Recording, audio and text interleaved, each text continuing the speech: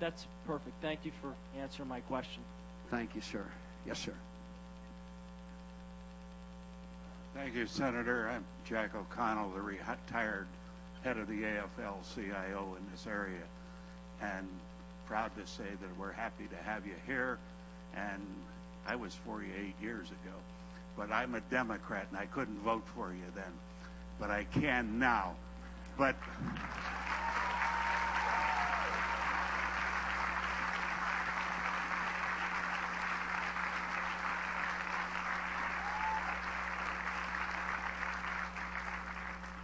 Senator, there's 4 letters out there that two of your maybe one prospective opponents talk about, and it's a bad 4 letters in this area. It's NAFTA, and I've heard them say we're going to renegotiate it. If that doesn't work, we will do away with it, everything else.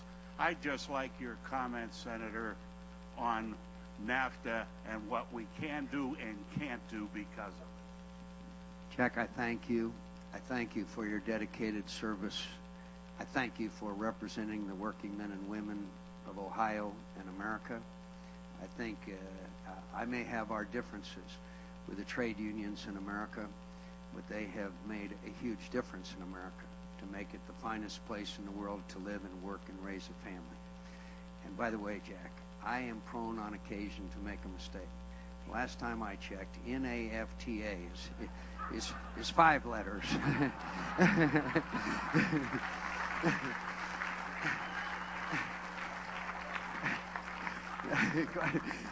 Senator, I'm with the plumbers and pipe fitters, and I had to work for gentlemen like Clarence Smith. And I'm sorry if he never taught me how to just, use the right letter. Thank you. Thank you, Jack.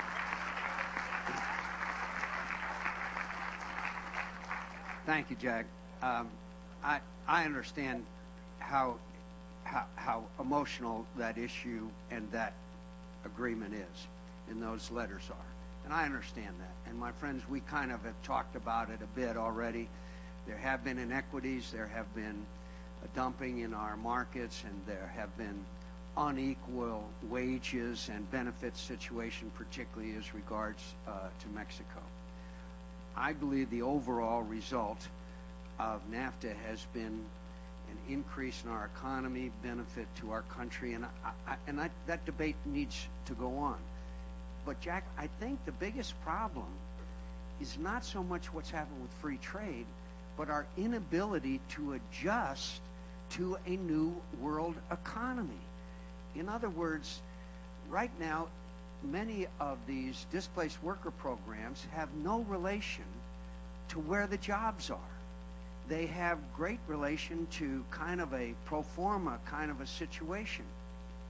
And what we need is to come here and say to this great university, look, figure out what the job requirements are in this area, at a place like Line, where they are building these new products, which are new technology, and let's train the workers for it. One of the U.S. Steel that I just mentioned decided to locate in Alabama, their biggest requirement is for welders. Where do the welders come from? Well, can't we have the community colleges institute a training program where they can provide a supply of welders?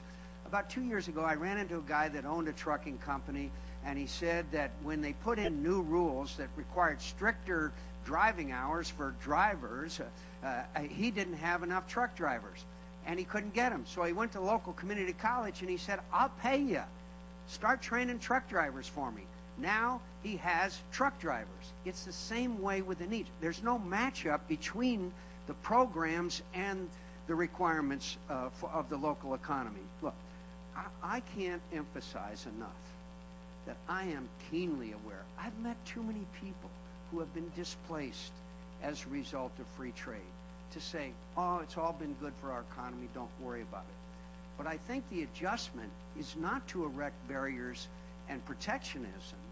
I think the answer is to understand that free trade or not, we are in an information technology revolution. This new technology is phenomenal. You all know that. You all know that, and it's global. And information and knowledge travels around the world at the speed of light, as we know. So we want people to be part of that revolution, and we've got to be part of that new economy rather than try to cling to an old economy. As I mentioned to you, I'm a student of history. There was an industrial revolution where we basically went from a world economy that was agrarian and agricultural to an industrial one. Back in those days, millions of people were left behind, and they died, or they worked in terrible working conditions, both in this country and in other countries, and we didn't do anything about it. Well, we're in the 21st century, and we've got to do something about it. I know, Jack, that answer is not good enough for you, and I understand that, and I appreciate that, because you've seen up close and firsthand the tragedies that have affected individual families as a result of the job loss here. I'm aware that Youngstown's population has been dramatically reduced over the last 15 or 20 years. I'm aware of the hardships that families experience, and the reason why I went to Selma, Alabama, where about half the stores are shuttered, the reason why I'm here in Youngstown, the reason why I'm going to a very deprived place in the state of Kentucky called Inez, and the reason why I'm going to travel around this country is not only because I want them to hear from me, but I want to hear from them. And I think, frankly, somebody with your experience and knowledge and background can help me in a common cause. I thank you, sir. And I'm sorry. Yeah.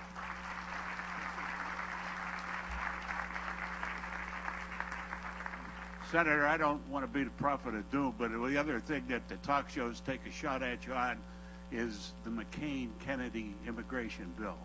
I happened to meet you in Washington, D.C. down there when I was lobbying for the 50,000 Irish illegal immigrants in this country. They're not just from Mexico. Your help, your support was to take care of many men 70, 60, 50 years of age that were forced to come into this country, not just Irish, but almost every other nationality going. And for that, Senator, and for Straight Talk on NAFTA, I want to thank you. Thank you, Jack.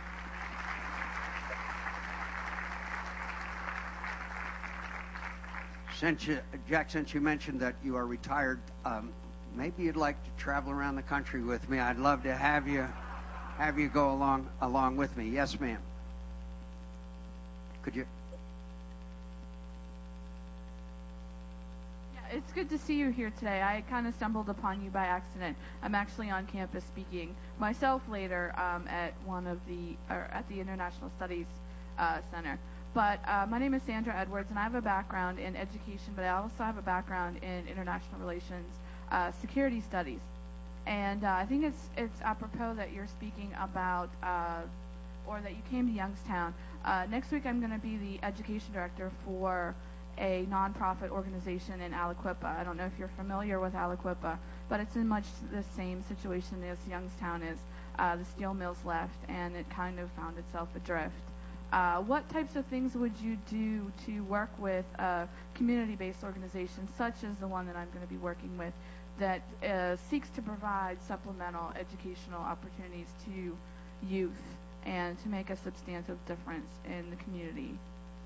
Thank you. Would you, since you are involved in that organization, maybe you could seize the opportunity to give a little commercial for it so everybody would know more about it. Please go ahead. Okay. The company or the organization that I'm going to be working for is called the Aliquippa Alliance for Unity and Development. It's been in existence in Aliquippa since 1984, and it was formed by a group of citizens who were concerned about the lack of replacement opportunities for individuals who worked in the steel mills. And it was a grassroots organization that was formed to offer social services but also education opportunities to the community at large in the Aliquippa area. The Aliquippa area is an economically depressed area. The standard of living is considerably lower than the surrounding communities. I don't